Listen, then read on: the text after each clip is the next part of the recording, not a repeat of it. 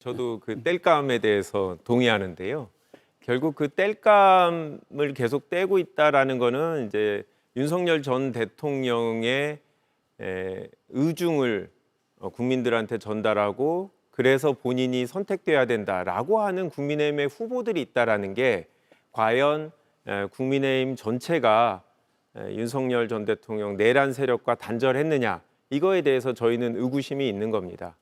한 발짝 떨어져서 이 상황을 보면 만약에 국민의힘의 대통령 후보가 당선된다고 하면 윤석열 전 대통령이 여전히 당원으로 있는 그 정당이 다시 정권을 유지하는 거죠. 그러면 국민들은 어떤 불안을 갖게 되느냐? 혹시 사면되지 않을까?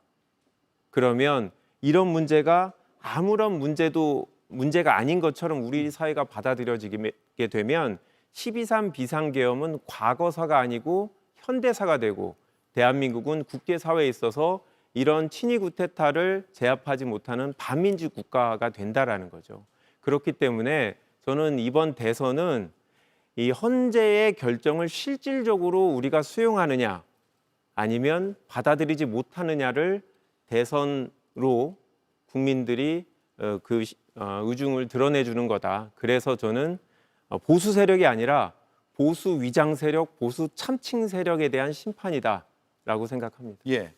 저는 뭐 그 점에 대해서는 전혀 동의할 수 없습니다. 왜 그러냐면 이제 제가 아까 12월 3일 날 밤 상황을 가지고 민주당은 그 전에 있었던 우리의 모든 잘못은 퉁치자. 그날 밤에 있었던 일만 가지고 계속 얘기를 하시는데 제가 이제 지난해 4월 1년 정도 국회의원 생활을 하면서 줄곧 느꼈던 감정이 이런 표현이 어떨지 모르겠습니다만 뭔가 사냥을 하는 듯한, 사냥을 당하는 듯한 느낌이었거든요.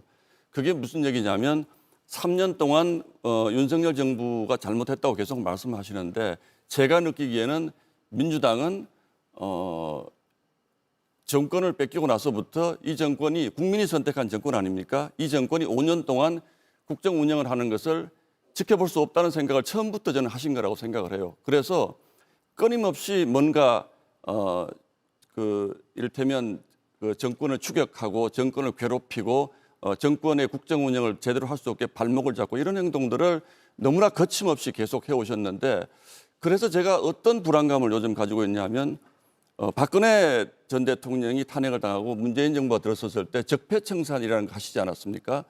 정말 그 적폐청산의 광풍이 굉장히 무서웠습니다. 그런데 이번에는 또 무슨 말씀을 하시냐면 내란 종식이라는 표현을 쓰세요. 그런데 그 내란이라는 것도 기실 지금 확정된 어떤 것도 없습니다. 헌법재판소가 물론 8대0으로 정치적 결정을 내리긴 했습니다만 그것을 저희가 내란이라고 받아들이진 않습니다. 저는 그중에 제가 조금 전에도 말씀드렸다시피 민주당이 이렇게 전횡을 하고 민주당의 폭정에 대해서 대통령이 느꼈을 어떤 국정 운영에 불가능하다라고 느꼈을 점에 대해서 헌법재판소도 책임이 적지 않다고 얘기를 했어요. 그런데 저는 그 점에 대해서 우리도 잘못했다라고 말씀하시는 민주당 의원 단 한 분도 본 적이 없습니다. 일방적으로 그날 밤에 있었던 그날 밤의 상황만 가지고 자꾸 말씀을 하시는 것은 정말 우리 정치의 발전을 위해서 도움이 되지 않습니다. 그러면 윤석열 대통령이 계엄을 했기 때문에 저희 보고 단절하라 그러면 이재명 대표가 받는 재판이 있기 때문에 민주당도 이재명 대표가 단절하셔야죠. 그런데 민주당 의원들 중에 이재명 대표가 잘못을 하긴 했어라고 하시는 분이 있습니까? 단 한 분도 없지 않습니까? 그건 옳지 못한 태도라고 저는 보고 있습니다. 아니, 저 이 부분은 팩트를 좀 바로잡고 싶은데요.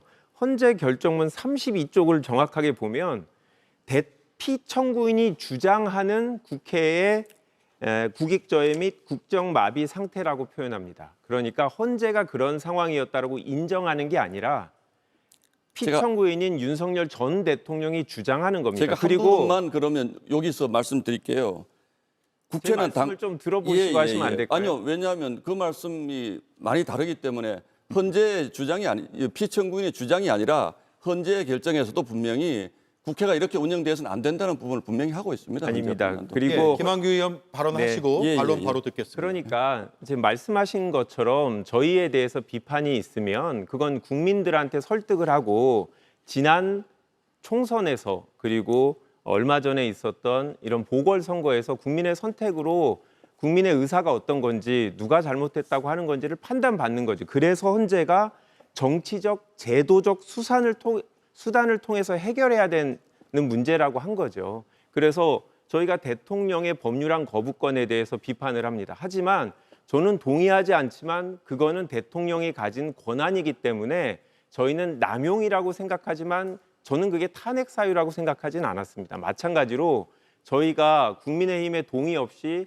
다수의 의사로 처리했다 할지라도 그거는 대통령의 법률안 거부권으로 제어할 수 있는 수단이 있는 거지 그걸 병력으로 하는 거는 아닙니다. 그래서 비판은 하고 동의하지 못하는 정치적 행위라고 얘기하지만 대통령이 하는 행위랑 평소에 저희 여당 야당 과거에 했던 행위랑은 차원이 다르다라는 게 저희의 주장입니다. 짤막하게 제가 반론하겠습니다.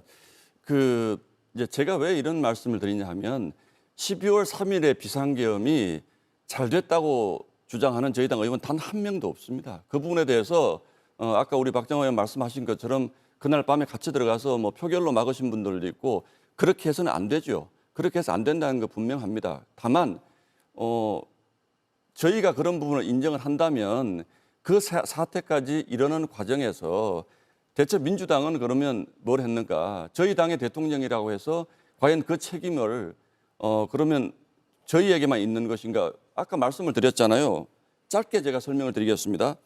국회는 당파의 이익이 아닌 국민 전체의 이익을 위하여 한다는 점에서 소수 의견을 존중하고 정부와의 관계에서도 관용과 자제를 전제로 한 대화와 타협을 통하여 결론을 도출하도록 노력하였어야 한다라고 이건 헌법재판소의 의견입니다. 피청구인의 의견이 아니고 그렇기 때문에 저는 우리가 이 토론도 그렇고 대한민국의 정치가 앞으로 가기 위해서는 과연 민주당이 172석, 야당 합쳐서 192석의 의석을 가지고 과연 이 나라가 제대로 가기 위해서 노력했느냐라는 부분에 의문을 던지는 겁니다. 제가 왜 저희는 줄곧 정권이 무너지기를 추적하는 어떤 사냥꾼들에게 사냥을 당하는 신세처럼 느껴졌다는 것이 제 말의 핵심입니다. 민주당이 과연 그런 관용과 대화와 타협의 자세를 가졌던가요? 저는 그거 없었다고 생각합니다. 제가 먼저 할까요? 예.